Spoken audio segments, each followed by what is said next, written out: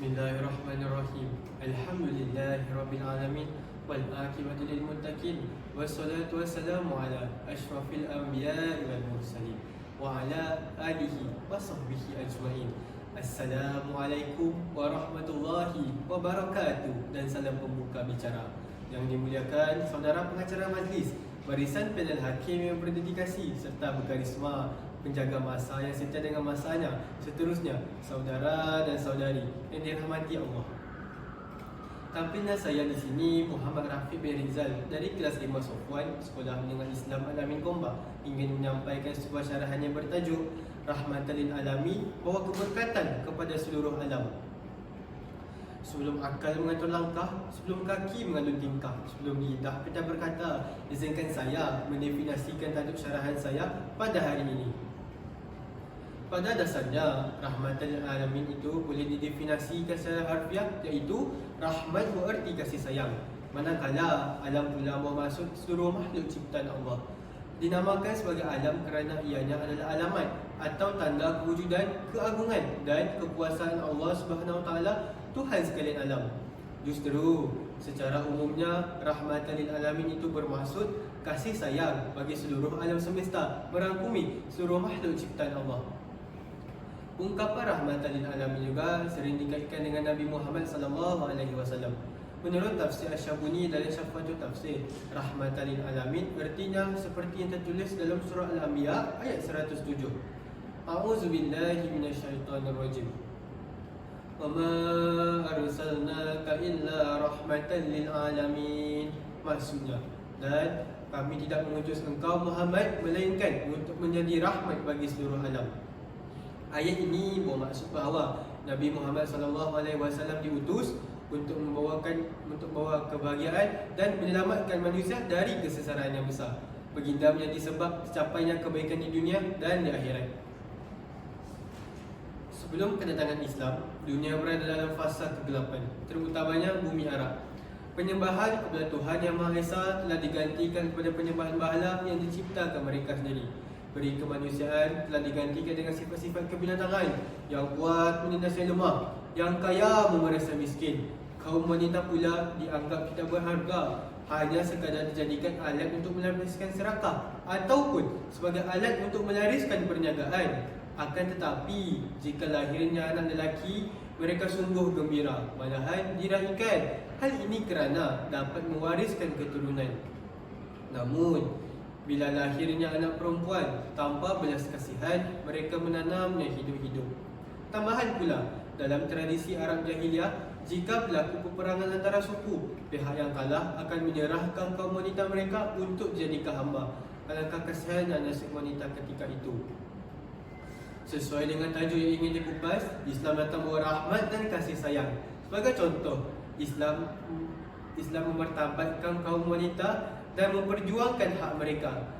Islam yang dibawa oleh Rasulullah memberikan hak sama rata kepada wanita, bukan untuk ditindas, dihina, dikeji, dijadikan barang tukaran, tetapi martabatnya diangkat sehingga pepatah Melayu ada mengatakan, tangannya mahir buaya dapat menggoncang dunia.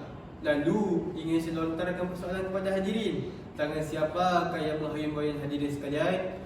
Ya, sudah tentu yang tangan seorang wanita, iaitu tangan ibu hadirin sekalian.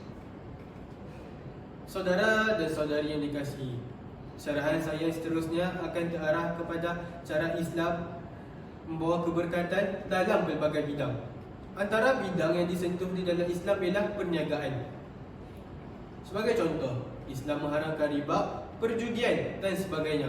Firman Allah dalam surah Al-Baqarah ayat 276. Maksudnya, dan Allah memusnahkan riba dan menyuburkan sedekah. Dan Allah tidak menyukai setiap orang dalam kekafiran dan selalu berbuat dosa. Sebelum kedatangan Islam, terdapat banyak amalan negatif dalam transaksi perdagangan yang bertujuan untuk melipat gandakan keuntungan orang kaya dan melemahkan serta menghina orang fakir sehingga ke tahap penghambaan. Maka amalan pemonopolian dari riba ini menambahkan lagi jurang antara kelas sosial. Pemonopolian bermaksud penguasaan sepenuhnya terhadap sesuatu barangan, perkhidmatan dan perdagangan oleh sesebuah pihak ataupun sesebuah firma. Manakala riba bermaksud mengambil keuntungan berlipat kali ganda untuk memperhambakan orang miskin ataupun warisnya sekiranya dia tidak mampu untuk melunaskan hutangnya. Baginda SAW juga mengancam dan memperingatkan bahaya riba dan zina melalui sabdanya. Apabila muncul sebuah riba dan zina di kampung, maka sungguhnya mereka telah menghalalkan azab Allah SWT ke atas diri mereka sendiri. Baginda Nabi SAW juga dapat menghilangkan jurang yang jauh antara kelas sosial dan golongan penguasaan atasan dengan pengeluaran zakat. Zakat merupakan rukun praktikal dalam membersihkan jiwa orang kaya.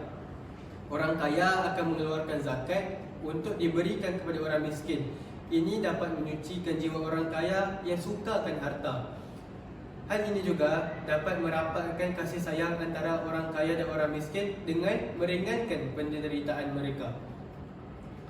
Hadirin, Islam bukan sahaja dapat merapatkan hubungan Islam sesama Islam seperti kaum Muhajirin dan Ansar, akan tetapi Islam datang membawa keharmonian dalam pelbagai corak. Sebagai contoh, ketika pemerintahan Rasulullah memeterai perjanjian dengan golongan Yahudi yang tinggal bersama orang Islam di Madinah. Rasulullah tidak membezakan kedua-dua pihak, melainkan hanya mengaplikasikan hukum Islam ke atas orang Islam sahaja dan tidak menzalimi orang-orang Yahudi. Justru dapat dilihat bahawa kedatangan Islam membawa keharmonian bukan sahaja kepada orang Islam, malah kepada orang Islam juga. Telah terbukti di bawah pemerintahan Islam dari dulu hingga kini, mereka tetap bebas untuk mengamalkan kepercayaan, budaya dan bahasa mereka tanpa rasa khawatir. Jelaslah bahawa kedatangan Islam bukan sahaja untuk orang Islam, tapi memberi manfaat juga kepada orang lain. Perjuangan Rasulullah bukan sekadar hanya mendendangkan genderang perang, tetapi menyuntik semangat kepada orang Islam untuk terus berjihad dan menegakkan jalan yang telah dibuka oleh Rasulullah. Hadirin, saya sudahi syarahan saya dengan serangkap pantun. Jika ada sumur di ladang, izinkan saya menumpang mandi. Jika ada umur yang panjang, izinkan saya berjumpa lagi. Wabillahi taufiq wa hidayah. Assalamualaikum warahmatullahi wabarakatuh.